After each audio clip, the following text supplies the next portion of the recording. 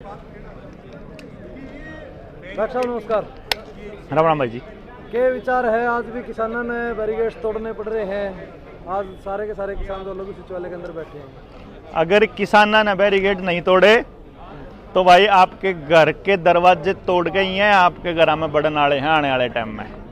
यह बात समझनी पड़ेगी देश के लोगों ने, यह बात समझनी पड़ेगी समाज के बाकी के तबके ने कि आज किसान अगर लड़ रहा है तो आज इसके साथ आके खड़े हो जाओ और ये झंडे की लड़ाई छोड़ के एक झंडा ले लो संयुक्त किसान मोर्चा का, तो मेरे ख्याल तक बच जाओगे। और नहीं तो ई बागली लड़ाई किसाना की आपस में झंडा की भी हो उसका।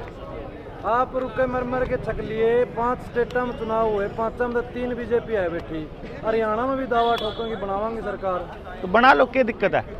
जब देश की जनता यही नहीं देख पाएगी कि उसके वोट दिए बिना उसकी वोट कोई किसी को भी मिल रही है, जब देश की जनता ये नहीं सोच पाए कि जिस टाइम पे ये 75 पार का नारा हरियाणा में दे रहे हैं उस टाइम पे यहाँ मुख्यमंत्री पद के उम्मीदवार सारे के सारे चुनाव हार जाते हैं, जब देश की जनता ये नहीं देख पाएगी कि वहाँ जो हो रहा था दिल्ली के अंदर और जिस टाइम पे आप वहाँ किसान बैठे थे उस टाइम आपकी जमीना ने आपका सरपंच जो है वो सरकार के नाम रजिस्ट्री करवाने लग रहा था, जब देश की जनता यह नहीं देख पाई कि उनके गांव के स्कूल, उसके गांव का मास्टर जो है वो जो उसके परिवार का आदमी है वो रजिस्ट्री कराने लगा सरकार के नाम, तो फिर कुछ भी ले जाओ, फिर तो कड़ी भी चुनाव सरकार बना लो, इसमें क्या फर्क पड़ रहा है भाई। यानी आपका कहना है मतलब सारा का सारा घोटाला ईवीएम का है।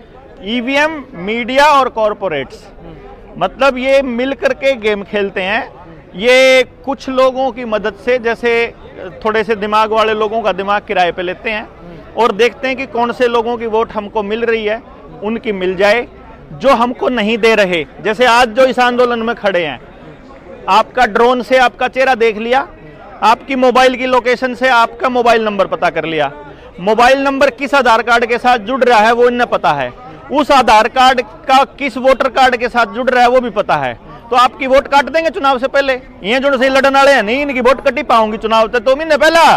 अरे जब पता चलेगा इन्हें, जब चुनाव में वोट दोबारा बनने का टाइम में जालेगा, तो जो से इनकी खिलाफत करने वाले उनकी तो वोट नहीं, इब रह गए सिर्फ सपोर्ट करने वाले, रह गए तीसरे जो से किसी और तक वोट देश का है, उनने दारू पी के पीछे दुआ का गाड़ी में बैठा कर द्वार भेज दो, जीत गए। और बाकी रही सही कसर ईवीएम माता तो है ही है। तो ये पूरा गेम चलता है, इसका खुलासा समय आने पर करेगा जनता सरकार मोर्चा और पूरी डिटेल में बताओगा कि चुनाव कैसे कैसे लड़ा जाता है, कैसे कैसे जीता जाता है और क्या क्या षड्यंत्र होते हैं। समय कब आएगा डॉक्टर साहब? 9 महीने रह गए कि मैं समय तो पहले बताने लागो कि जब जाके लोगों तक ये बात पहुंचेगी ना। पहले हम लोग इस बात ने स्वीकार तो कर लें कि ईवीएम माता का कुछ असर है। ये तो आप तो 2024 की कह रहे हो, मैं तो अगले 50 साल की भी बात कर रहा हूँ। जब भी क्या दिक्कत है, लोगों का बात आज नहीं समझ में आओगी, जब इनकी औलाद 45 साल की होंदे गटर गटर सड़क पर चल दी पड़ना शुरू होगी, सबका पैरालिसिस होना शुरू होगा, जिन जिन 2 बूंद जिंदगी की ले रखी है मैं, जो बड़का का बचपन तक लगवान लाग रहे हैं, उन बड़का का पैरालिसिस होगा, में बीमार पड़ेंगे, उन बड़का का असर दिखे पीछे जिब समझ में आ जाएगी। हम तो इसके कोरोना के आने तक पहले, इनकी वैक्सीन आने तक पहले हम सारी सच्चाई बताया कर दे कि थार आने वाले टाइम में जो आने वाला है उस टाइम को नहीं आई समझ में ना हो, इब पड़न लाग रहे सारे मानना है, इब कमा बूस्टर लुआ ले धक्के तक कौन लुआन दे भाई। हम तो समझाने का काम है, देखो जनता सरकार मोर्चा का हम समझाने लग रहे हैं, समझ में कद आएगी वो तो देश के लोगों के ऊपर है। हम तो रुपये पे बताने लग रहे, हम तो कर्ज मुक्ति के लिए लड़े हैं, हम तो किसान ने बताने लग रहे अपने गांव की जमीन उल्टी ले लो। जिस टाइम जमीन रजिस्ट्री होने लग रही थी उस टाइम पे भी किलकी मार मार के बताया कर दे कि अपनी जमीन बचा लो, अपनी जमीन बचा लो। तारी जमीन गई, आपकी सामूहिक जमीन जितनी शामलात की है, जोड़ की है, चपाड़ की है, आपकी जंगल की है, आपके स्कूल की है, आपके अस्पताल की, सारी ले गए अपने नाम करके। ये तो गेम है भाई साहब बड़ा।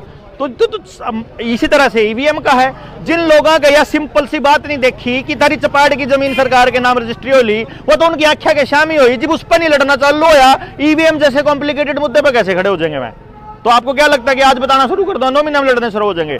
वो तो जिदन उनके भीतर में समझ में आओगे उदन खड़े हो तो आपको हो जाएंगे। फिर यहाँ बात तो यह है कि अगले समझने के लिए तैयार तो हो जाएं।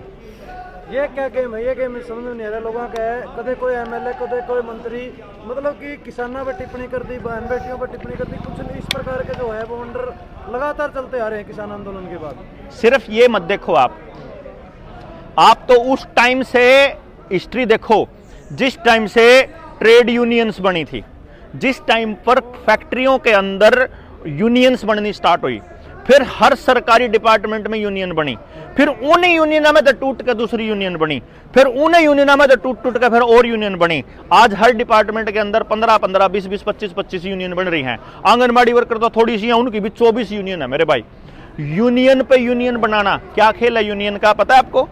यूनियन में जब रजिस्ट्री होकर के कितने लोग रजिस्टर्ड लड़ने वाले लोग हैं उनको चिन्हित किया जाता है, उनमें से कितना का चौधर की भूख है चिन्हित किया जाता है, उनका किस तरीके से मैनेज किया जाए चिन्हित किया जाता है। कैपिटलिस्ट और यूनियनिस्ट ये एक के हैं, उनको खड़ा किया जाए, नु पता लगा है। आज ये जो आंदोलन है, आंदोलन करने वालों को ये नहीं पता है कि हमारी लड़ाई कितनी बड़ी है, तो हम 5 मांग क्यों लेकर आए वहां? यहां आने की बजाय ये सारा का सारा जितना अमला जामा डीसी का बैठे हैं, गांव में सरकारी अफसर ना बढ़ना बंद कर दो, सरकारी आदमी ना एंट्री बंद कर दो ना गांव के अंदर। जरूरत है अड़ान की, किसी ने भी नहीं जरूरत। हमारे गांव की जमीन, हमारे गांव का अस्पताल, हमारे गांव का सौदा में हमको नहीं बढ़न देंगे किसी ने, को नहीं जरूरत है भाई साहब।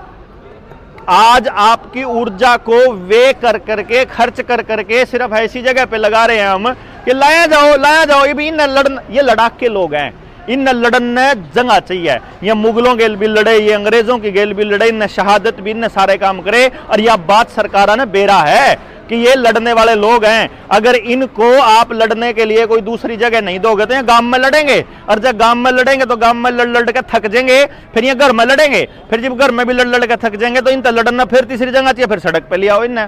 तो ये तो बेसिकली क्या है कि आज जेपी दलाल बोल रहा है, कल ना कोई तीसरा बोल देगा, कल ना चौथा बोल देगा, आप फिर अपना ठाकर चाल पड़ेंगे।